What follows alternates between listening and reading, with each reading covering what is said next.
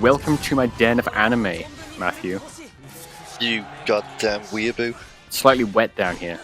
Slightly wet and sticky and smells like well-used pillowcases. I was gonna say, why is your floor full of pillowcases that are slightly damp? All these prostrated boys with like belts over their dicks.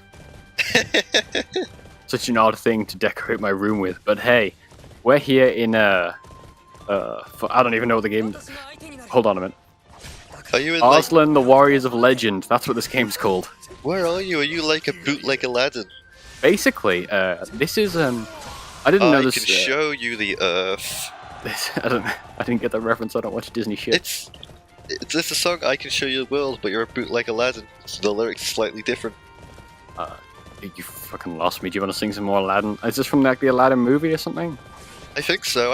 It's been a while since I've watched Aladdin. I don't tend to watch Disney films, unlike a friend of ours when we went to go off to visit the university for a week. And instead of coming out drinking and going to a club, he sat inside and watched Mulan. It's the weird, like, I get why people are like, I don't drink anymore. That's a decision I've made, but that guy did drink at the time. Why would you watch Mulan in your grandparents' house? Why would you do that over... Whatever. Anyway, this is Arslan, the Warriors of Legend. It's a Dynasty Warriors game, in case you couldn't tell by the amazing interface. I was thinking that, yeah, the map takes up at least a third of the screen, so obviously it's a game you like. Yeah, but to be honest, you'll spend most of your time reading the subtitles in the bottom left-hand corner, because this game is entirely in Japanese. Good. Which gets me to the point. It is good, because it's just better that way, because they have better voices than whoever the fuck Tecmo Koei's hired for the English ones in past games. But this 2016 and using dubs? Come on now, subs for life. Subs for life. This is a adaptation of an anime, of an adaptation of a novel from about 15 years ago. This is new. I think the anime came out last year. I haven't watched it. You can't get it legally over here, I don't think. I checked on Crunchyroll, and it wasn't on there. Which is odd, because I'm pretty sure they, like, Crunchyroll own distribution. You could use, like, Funimation. Funimation might have it. Ugh. I have bad memories of Funimation. Why do I have bad memories of Funimation? Because they do awful dubs. They did Four Kids did Pokemon and Yu-Gi-Oh stuff. I don't remember who Funimation did, but they're known for doing bad dubs. Which is ironic because my favourite anime, Ouran High School Host Club, is dubbed by them, and I love the dub in that. Yeah, it is pretty good. But they also did the BioWare ones, you know, the Dragon Age movie and the like. Oh god. And the Dragon Age movie, I haven't watched the Mass Effect one, but god damn it is shit. This is not shit. This I picked this level because it's got the least story in it. It's, you know, just a nice length. Because this game is super story driven. It's like, you know, normally when you get a licensed game, it's like they'll pull clips from the anime and stick them between missions, and it all feels really shitty and rushed. Yeah. This isn't this case. This game is like, if you had told me this was just like a new property from Tecmo Koei and they were like, you know, reveling in this new story and stuff, I would have believed you, because there's parts of they use the voice actors from the anime. It's like really well integrated with like stills and stuff from the anime, but reanimated for this, I think. Definitely rejigged, so it's like super smooth. It feels really, really good. It's not at all like I don't know if you remember that Attack on Titan game from last year, where they literally did that. They ripped anime scenes and stuck them between missions. Without any context, and it was like a greatest hits of battles sort of thing. This is the full story told really well, like better than any of the Warriors games have told their story before. Oh my god, that's a lot of people. What the hell? Yeah, they just kind of, it's a Warriors game, so they just spawn out of nowhere. I like that I learned Japanese for a while, and the only word I recognize them saying is nani. What's that mean? I think it means what? That's a useful word to know, I guess. Comes up a lot. Pretty sure it means what. So I'm playing as Give. This is a free play. This mission you're meant to be playing is Arslan, who is the boy girl in white that I'm fighting alongside.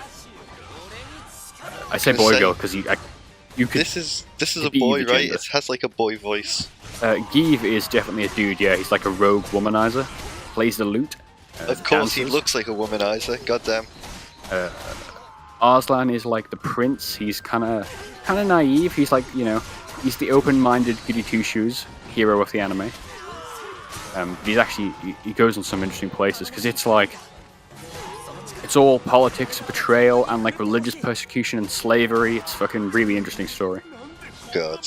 But this is just free mode, so in this I'm not meant to be playing as Geeb at all. I think that's how you pronounce his name. Again, it's all Japanese, so I'm kind of lost. But it's really good. I mean, the combat is like basic Warriors. There's nothing there, really. I think the combat suffers somewhat by the lack of characters.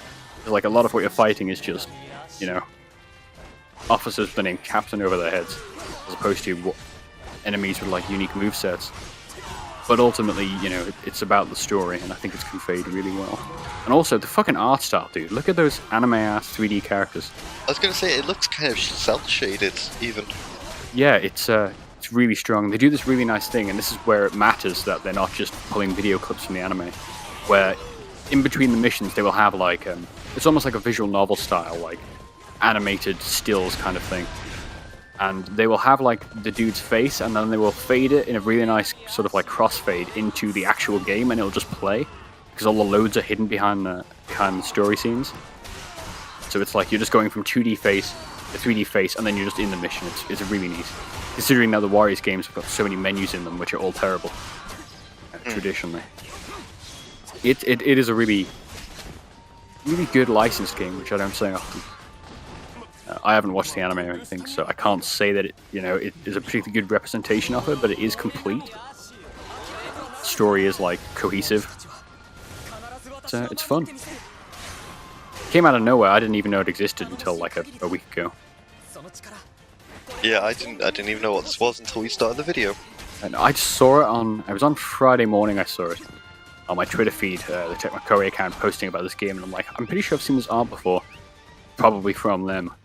So I just picked it up on a whim. It arrived like 17 hours later from Amazon, which was impressive.